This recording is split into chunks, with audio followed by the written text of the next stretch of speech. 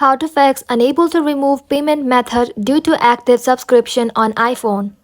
Hey everybody and welcome back to our channel. So let's get started without any further ado. For that, open up your settings application. Once you are here, simply tap on your Apple ID. Now from here, simply tap on payment and shipping. Now to fix the issue, either you can go ahead and add another payment method because one needs to be on the file, so adding another would solve the problem. Or alternatively, you can go ahead and cancel the subscription. In order to do that, head back to your Apple ID and then tap on subscriptions. Once you tap onto it, if you have any subscription, at the top here you'll see active subscription. Click on them and then what you can do is click on cancel subscription and then simply confirm your decision.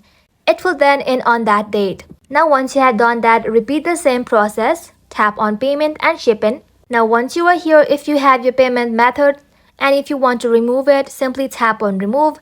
And once you do that, it will be successfully removed. And that is how you can do it, guys. Thank you all for watching the video till the very end and stay tuned until our next upload.